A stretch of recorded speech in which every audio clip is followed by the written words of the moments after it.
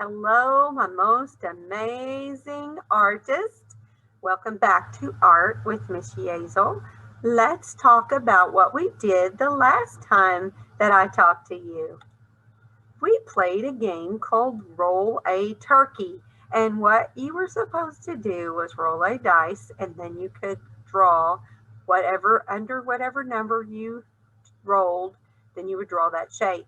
So the first roll was this row, and the next roll was that row. So we played the game a couple of times in my video that I created for you. And if you didn't get to do that, then you better go back and play that game because it was super fun. So today we're learning about drawing through directed drawing techniques. That means that you are going to be given directions on what to do and how to draw something, and you get to choose certain things in the picture, but directed drawing is a good way to practice when you are first learning, and you can still have some choices, but directed drawing is a great way to practice and to follow along. Now when you get older, you probably don't want to have to follow along with a video that shows you exactly what to draw. And I will give you lots of suggestions on what you could do to make it different from everyone else's so that everybody's picture is not the same. We are going to look at some kind of art called op art. Op art is short for optical art, and it is an illusion that tricks your eye. So an artist is trying to trick you into thinking that his picture is moving, or that it is wavy, or that it is, sorry, my nose is just, it is going back into the distance. So they're trying to trick your eye with the way they drew the picture. You are going to try to draw this picture with the circle and the checkerboard, and it's going to look like it's moving if you do not draw it perfectly straight. So we're going to try not to draw perfectly straight today, which is kind of easy for some of us if we can't draw a straight line. Let's go back and look at the optical art.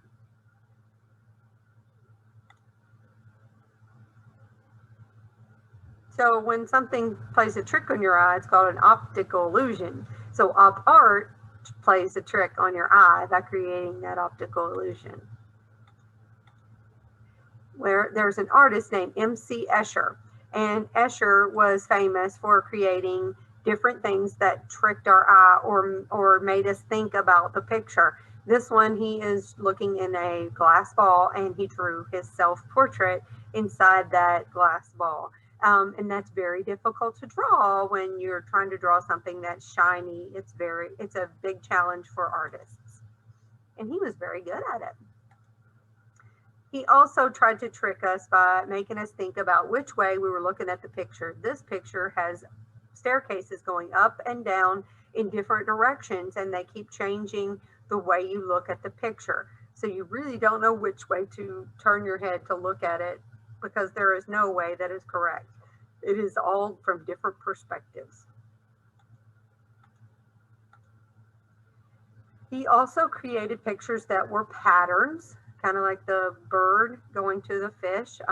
You see black and white, black and white. There's a play of net positive and negative. And then there's pictures where the pieces fit together like a puzzle, and those are called tessellations. And he liked to draw those as well. When you stare at a color for a long time and then you stare into an empty space, you can sometimes see the opposite of that color. The opposite would be the complement of that color. So we have a purple smiley face. Its complement would be yellow, because yellow is across the wheel, across the way from on the color wheel. So complementary colors are across from each other on the color wheel. And red and green are complements, and blue and orange are complements as well. So let's try this on the next slide. Stare at the purple smiley face for 10 seconds, and I'm going to count it for you, and then I'll tell you when to look at the white space. Look at his nose.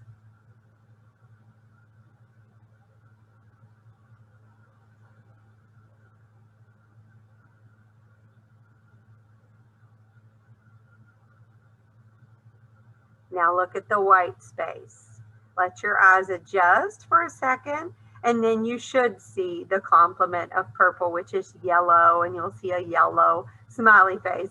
And I bet you're at home in front of the camera freaking out right now because that is so cool. I know, right? Let's try one more.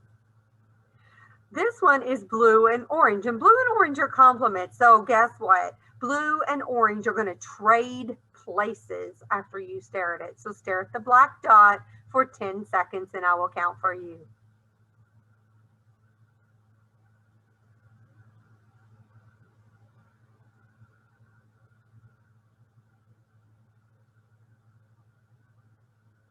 Now look at the black dot on the other side. Did they trade places? I see orange on top and blue on the bottom now. Isn't that cool? Your eye is remembering those colors when you look away. That's called an after image.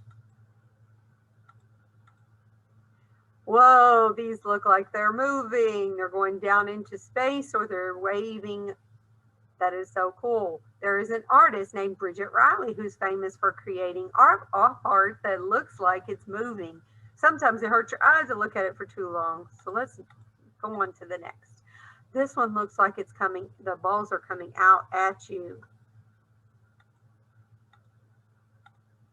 And this one is swirling around. And this one is going down into the page. You can almost look down into the picture. And those are all optical illusions, the way the artist drew the picture. So today you are going to create some off art. So I need you to get a white piece of paper, something that you can draw a straight line with. So that could be a ruler, or it could be a piece of cardboard that has a really nice straight edge that you can put your pencil up against to make a straight line. Anything that has an edge that you can push your pencil up against so that you can make a straight line. It can be a ruler, or it can be a piece of cardboard or another piece of thick paper that you can use as a straight edge. And you're going to need some crayons. And if you have markers, you could use markers too. So you gather up all your materials and meet me back here so that we can create together. I hope you have your paper, and you need a circle of some kind. So I have a lid here from my crayon bowl. You need a pencil. If you have a black marker, or you can get a black crayon, and 2 different colors of crayons. You can either choose, and I'm going to show you in marker colors. Red and green are complements. Orange and blue go together. They make each other look good. And purple and yellow are complements. So I have a orange and a blue crayon that I'm going to use, but you could use red and green, or you can use yellow and purple. This creates the most contrast. That means the most difference when we're drawing and coloring, and it also helps with the optical illusion. So please choose 2 complementary colors to color this project with. The first step is you're going to get your circle and you're going to put it in the middle of your paper. And you're going to trace around it with your pencil. Now, when we're tracing, we hold with one hand and we go around with the other. We want to put the pencil right up next to the object, and we want to go all the way around, holding the circle still. Now, when we get to down here, we're going to have to move our arm out of the way. I'm going to come around and finish my circle. So, we have a cool circle there. So after you're finished, if you want to go back over your circle with a dark color so you can see it, so you can see where you're drawing. Now I said you had to have a straight edge, something you can push up against, just like when you were tracing the circle, you need something to make a straight line with. So I'm going to use this ruler, but you may use another pencil. That would work. If I were going to draw this and I wanted to make sure that my lines were nice and straight, I could use another pencil. For example, this colored pencil. I could put it down on my paper and I can draw a straight line next to it. See how anything that is straight will help you make a straight line. You don't have to have a ruler. Now, when we were drawing these, We don't want them to be super perfect, and I'm sure that when you're practicing drawing straight lines, you're not going to be super perfect, and that is great because that will help you with this project. You do not want them to be perfectly straight and even perfectly spaced out, because if they are, it will not create an optical illusion. So these lines didn't go all the way to the side, so I'm going to go back and I'm going to finish making them go all the way to the edge of the circle. Make sure that your lines are actually touching the edge of the circle. And I'm making them different on purpose. I don't want them to be exactly the same. See how this one is a little bit crooked? That's okay. I want it to be that way. It's perfect for this project. That's why I knew you could do this. Okay, so we've got our straight lines that we did inside of our circle. If you watched the video, if I was going too fast, just pause the video and then come back and join me when you're finished and push play when you have gotten caught up. So I have a skinny marker here that I'm going to use to, but just you can use the same. You could just use the tip of this marker and it will make a nice skinny line for you. And if you turn the marker to the side, it's going to make a very thick line. And if you want that, that's fine, but I'm trying to make a very skinny line with my pointed tip of the marker. Or you can just use a skinny marker if you have it, but lots of people don't have skinny markers. I don't know why this one was laying there, but and then I'm going to turn my paper so that it's easier for me to go straight down the paper. It's a lot easier to go down the page than it is to try to draw across, okay? And what I'm doing is I'm tracing my pencil lines. Tracing means going over them, or we also call that outlining in art. So Ms. Jays will ask you to outline. You know that it means to go over your pencil lines with whatever it is that you're using, like crayon or marker. So now is the checkerboard part. You have to plan out what you're doing so that you know which squares are supposed to be blue and which ones are supposed to be orange. Do you have to use blue and orange? No, you can use purple and yellow or red and green if you would like. So I'm going to color this first square orange. And then the next one underneath is going to be orange in this row. So I'm going down this row to make all of the... Now, when you're coloring, make sure that you're doing your best work. I went up and down first, and then I went side to side to try to get all of the white spaces out of my coloring, because this is not going to look good if we scribble it. Now, this row over here needs some orange, but it's not going to be right next to this one. It's going to be the one above it that's going to be orange, because this is a checkerboard pattern. Every other square is a different color, and no two colors should be beside each other. If you have an orange and an orange, then you made a mistake.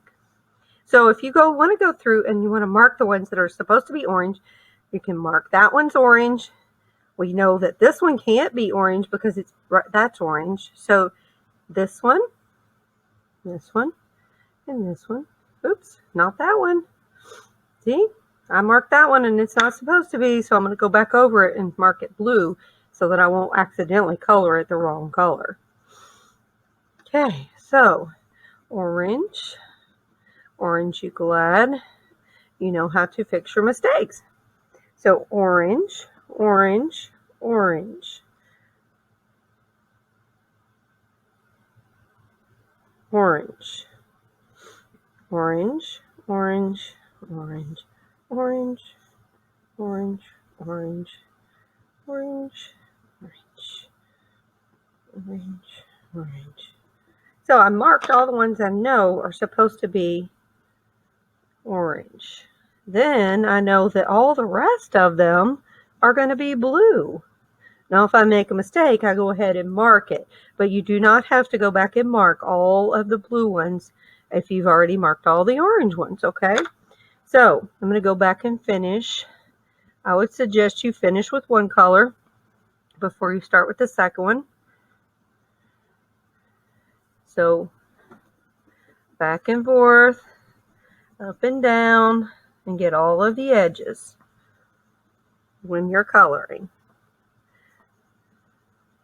You can go a lot slower than me because you are practicing trying to be neat. And when you get better, you'll be able to go fast and be neat. But for now, take it easy, take it slow, do your best work always. We are not going to get any better if we rush through everything that we do. And if I accidentally go into a space, that's okay. This darker color is going to cover up my mistake. That's why I started with orange, so that I can cover up my mistakes with the blue if I make one. Okay, so make sure you're trying to stay inside the lines. Try not to make mistakes, but if you do not worry. There is a way to fix them. Do not fall to pieces. It is art and it is supposed to be fun. And if you get upset, it's no fun whatsoever. Okay? So take your time, do your best, and don't worry about the rest. So do your best and don't worry about the rest. Do as much as you can and make it as neat as you can.